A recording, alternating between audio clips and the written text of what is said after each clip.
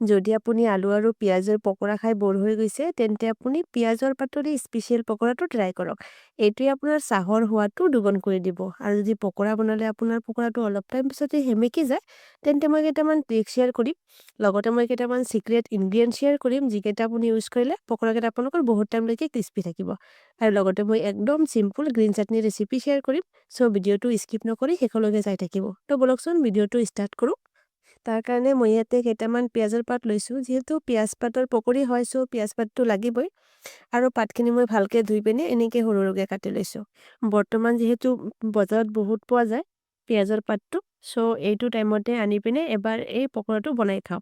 তাৰ পিছত বাটি এটা লৈ তাতে 1 চামুচ বেসন দি দিছো আৰু লগতে হাফ চামুচ সুজি আৰু হাফ চামুচ চাউলৰ গুড়া দি দিছো লগতে টেষ্ট অনুযায়ী নিমখ দি ভালকে মিক্স কৰি লৈছো ইয়াতে মই সুজি আৰু চাউলৰ গুড়াটো লৈছো কাৰণ এই দুটা বস্তুৱে আমাৰ পকৰা বনালে পকৰাটো ক্ৰিস্পি কৰে লগতে আপুনি কৰ্নফ্লাৱাৰ ল'ব পাৰে কৰ্নফ্লাৱাৰে আমাৰ যিটো পকৰা থাকে পকৰাটো ক্ৰিস্পি বনায় নহলে আপুনি তিনিটা বস্তুৰ যিকোনো এটা ইউজ কৰিব পাৰে যদি এভেইলেবল থাকে তিনিটা ইউজ কৰিব পাৰে নহলে যিকোনো এটা ইউজ কৰিলে হৈ যাব তাৰ পিছত মই ইয়াতে অলপমান পানী দি এনেকে ঠিক এটা বেটাৰ তৈয়াৰ কৰিছো কেইটামান বেছিক মছলা এড কৰি দিছিলো হালধিৰ গুড়া শুকান মৰিচৰ গুড়া জিৰা গুড়া আৰু ধনিয়া গুড়া এই মছলাখিনি আপুনি নিজৰ জোখত দি দিব আৰু তাৰ পিছত অলপমান কাসুৰি মেথি দি দিছো মেথিটো আপুনি অপচনেল যদি নাথাকে নিদিলেও হ'ব আৰু অলপমান আজৱাইন দি দিছো হাতেৰে ক্ৰাছ কৰি আজৱাইনটো দিলে কি হয় আমাৰ ডাইজেশনত হেল্প কৰে আৰু এতিয়া মই এড কৰিম আমাৰ যে পকৰাবিলাক বহুত টাইম ক্ৰিস্পি ৰাখিব তাৰ মেইন সিক্ৰেট বস্তুটো হেতুৱে হল গৰম তেল যদি আপুনি পকৰা বনোৱাৰ টাইমত অলপমান গৰম তেল ইউজ কৰে বেটাৰত তেতিয়া চাব আপোনাৰ পকৰাবিলাক বহুত টাইম লৈকে ক্ৰিস্পি থাকিব সো মই 1 চামুচ গৰম তেল দি দিলো দি পিনে এনেকে মিক্স কৰি লৈছো তো এতিয়াৰ পৰা যেতিয়া আপুনি পকৰা বনাব এইটো ট্ৰিক নিশ্চয় ইউজ কৰিব তাৰ পিছত ইয়াতে কাটি ৰখা পিয়াজ পাতখিনি এড কৰি দিলো আৰু লগতে মই এটা পিয়াজ দিছো কিউব কৰি কাটি আৰু কেঁচা জ্বালা দি দিছিলো দুটামান আপোনালোকে জ্বালাটো নিজৰ চয়েস অনুযায়ী দি দিব যোনে যিমান স্পাইচি খাই ভাল পায় আৰু লগতে মই অলপমান ধনিয়া পাত কুচি কৰি কাটি দি দিছিলো পিয়াজৰ পাতটো আপুনি বেটাৰটো বনাই তাৰ পিছতে ইউজ কৰিব নহলে পাতকেইটা এনে কোমল থাকে আৰু সফট হৈ যাব তাৰপিছত মই সবখিনি বস্তু ভালকে মিক্স কৰি লৈছো এতিয়া বলক ফ্ৰাই কৰি লও তাৰ কাৰণে মই গেছত পেন এটা বহাই দিছো আৰু তাতে মই ফৰচুনৰ ৰিফাইন তেল ইউজ কৰিছিলো আপোনালোকে নিজৰ ইচ্ছামতে যিকোনো ৰিফাইন তেল ইউজ কৰিব আৰু তেলটো পুৰা হাই ফ্লেমতে গৰম কৰি লৈছো আৰু যেতিয়া গৰম হৈ গৈছে তেতিয়া পকৰাকেইটা দি দিছো আপুনি এটা বস্তু ধ্যান ৰাখিব যেতিয়া পকৰাকেইটা দিব তেতিয়া গেছৰ ফ্লেমটো লো ৰাখিব আৰু পকৰাকেইটা দিয়া হৈ গলে তাৰ পিছত আপুনি গেছৰ ফ্লেমটো লো টু মিডিয়াম ৰাখি দিব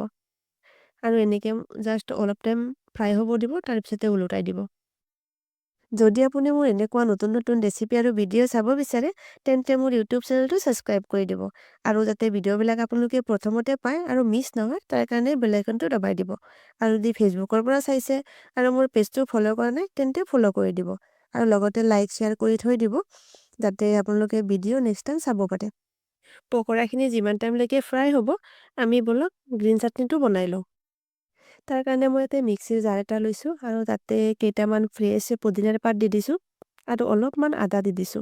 লগতে মই দুটামান কেঁচা জ্বালা দি দিছো আপুনি স্পাইচিটো নিজৰ হিচাপত দি দিব কম বেছি কৰি ল'ব আৰু লগতে মই কেইটামান ফ্ৰেছ ধনিয়াৰ পাত দি দিছিলো